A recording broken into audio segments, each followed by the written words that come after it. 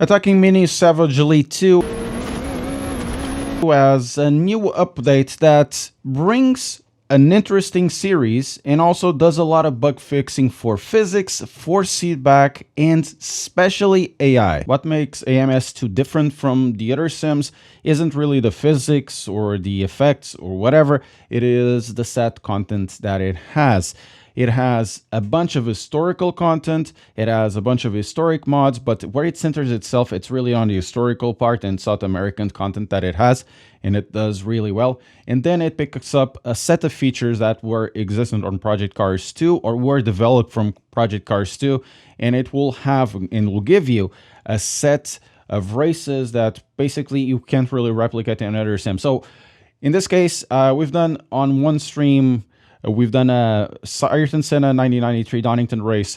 And what we can do in this sim is pick up the real weather for the date and the start time, and it will give you more or less the correct weather for that time when we had a drenched race from the start up until pretty much at the end when it started to clear up. There's much to talk about regarding the current status of Automobilista 2.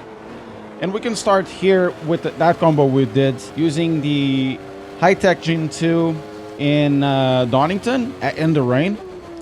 First of all, these cars are absolutely bonkers. I really love them. I'm not a fan of Formula cars. It's been, one of those things that I've never understood how to drive. But I like these ones because it kind of makes you feel that you are attached into a rocket in a can that it weighs next to nothing, which is essentially generally what this is. Very fast cars, very fast in a straight line. Comparatively not much grip to what is nowadays, and they drive in a way that is extremely fun. And it throws me back to the times that I used to play Formula 1 GP back in the 1990s on a 486 DX2. Those were the days, I guess.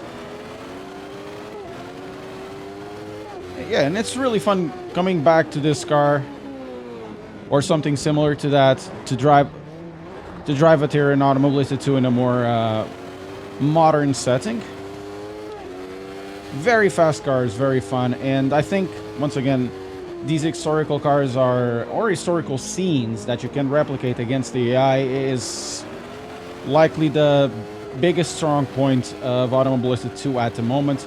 Now that, in my opinion, most of the kinks that made this game so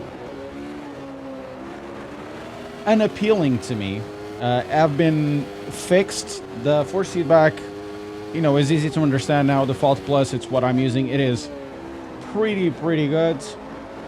The cars kind of feel now that you are doing something to them instead of being like driving the track, more or less, that I was doing it. They feel a little bit too direct, all of them, but that's something that is part of Project Cars since the start.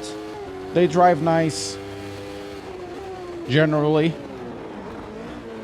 And the historical scene is what really makes it appealing for Automobilista 2 versus every other sim out there, because honestly, nothing makes it like this.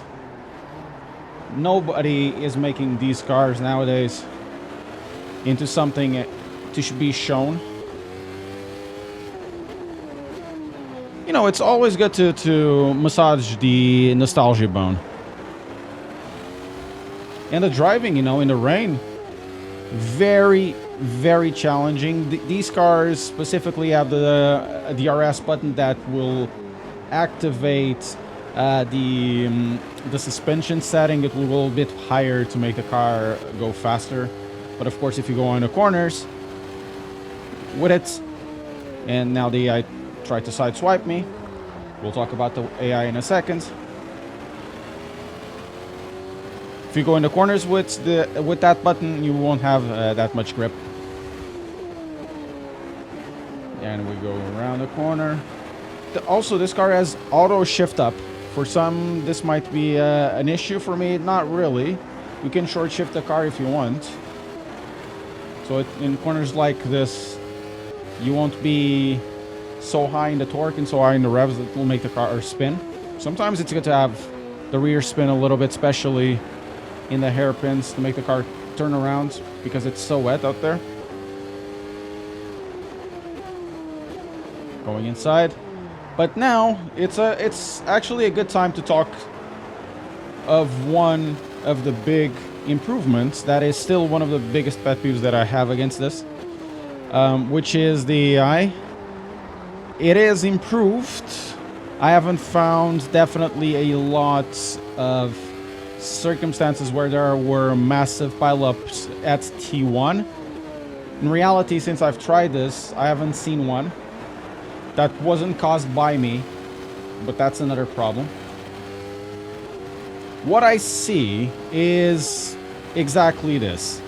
They are using rain tires, but they are gripping in a straight line like they had max aero, like I have, low traction control, which I can't use,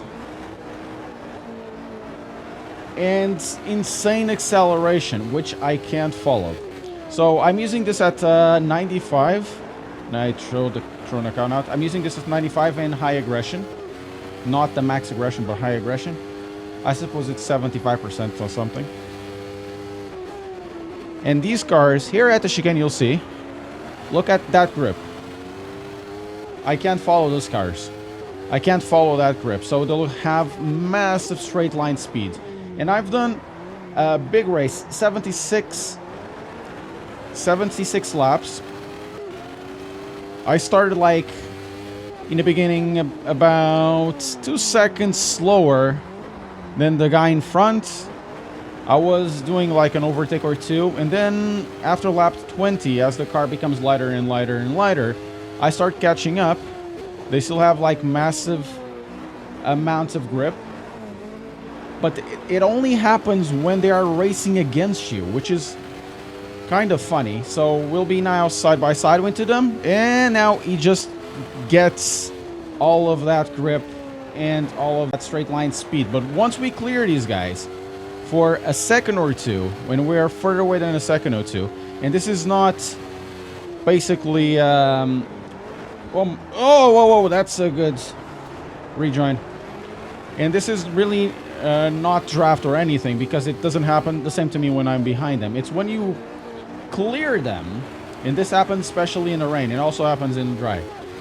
Once you clear them for a second or two, all of that disappears. It kind of feels like it's somewhat rubber band, which can break a little bit of the immersion, because the racing isn't really that bad, all things considered.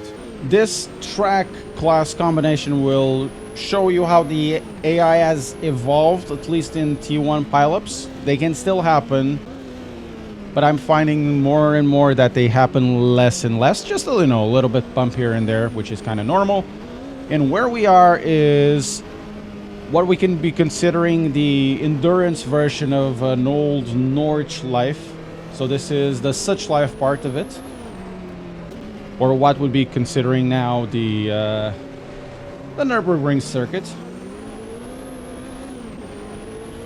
And running with these cars, which are very wide and very fast and very powerful, essentially another 80s engineering of rockets strapped to somebody's pants.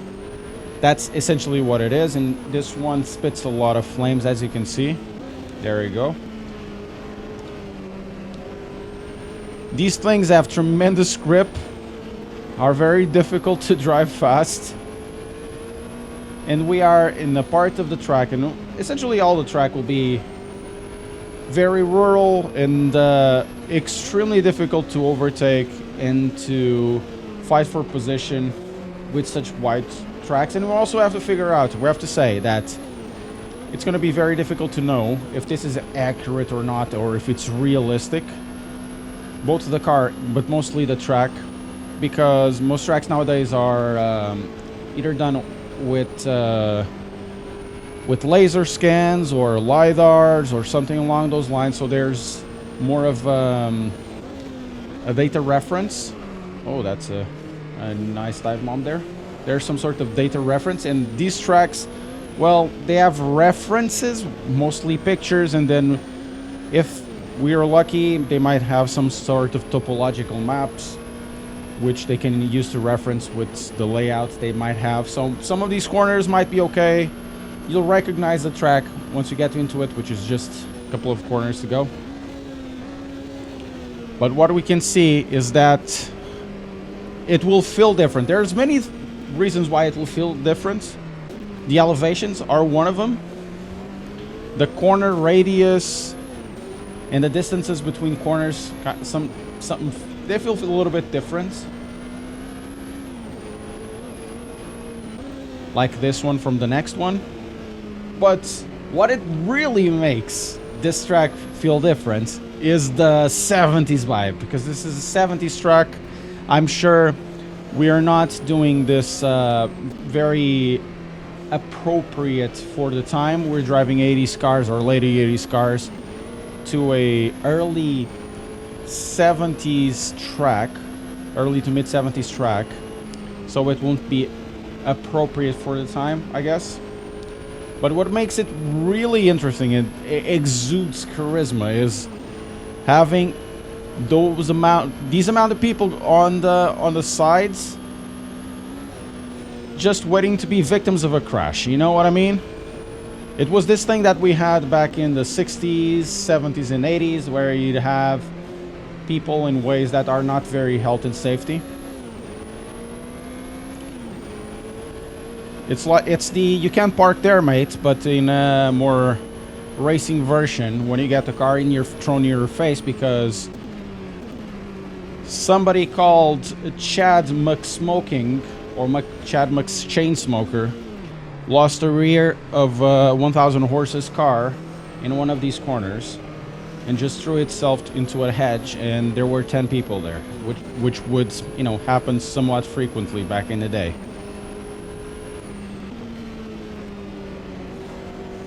In very much ways, it's good that we kind of lost that. You know, people tend to be a little bit safer now. But for Automobilista 2, driving these cars in this track, it is bags of fun. I did the 2.4 hours of this with time dilation, which will be 10 times. So we could get, you know, a night and day cycle, complete one, within 2.4 hours. And the eye is a bit on the rough side, especially when they're trying to go side to side to overtake, and with older or slower classes as well. Now, very careful of this bridge, because you do lose control of the rear of the car there. Happened to me once.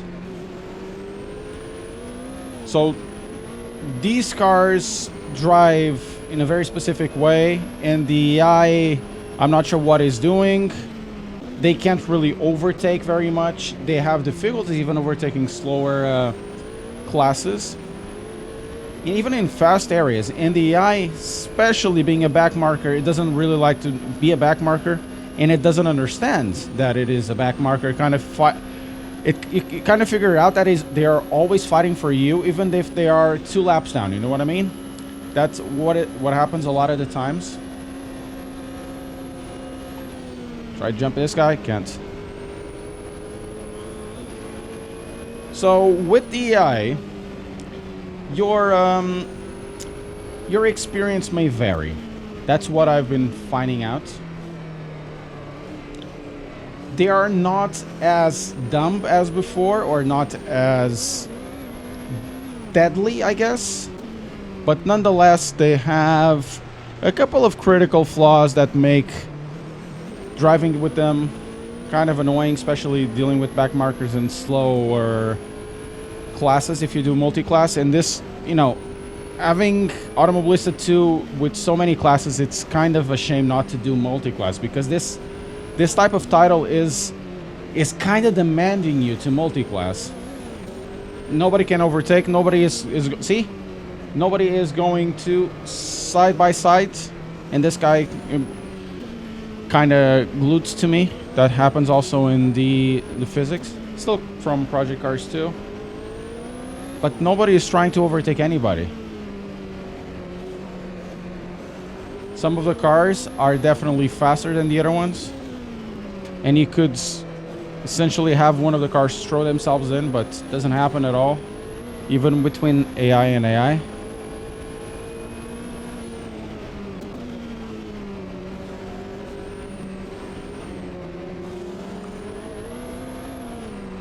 Oh, that was my bad. This section, if you do it flat out, the layout is kind of different. It has a different tempo, but it's so much fun still.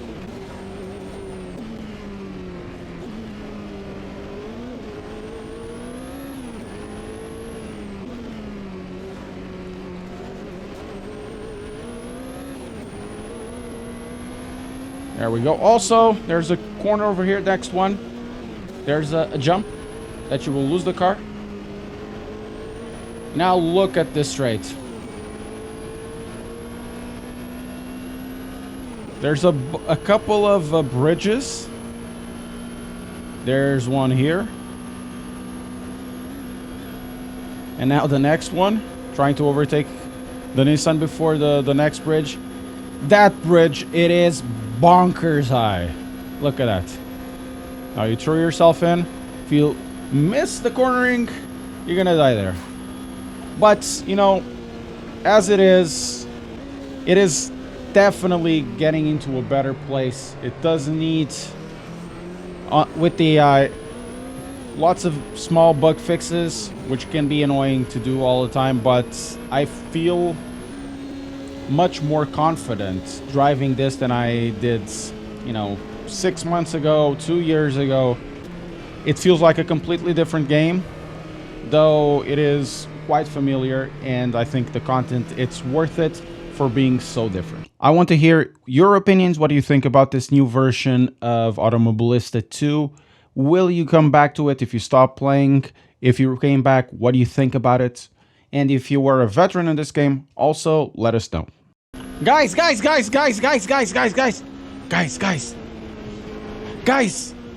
let's play bowling.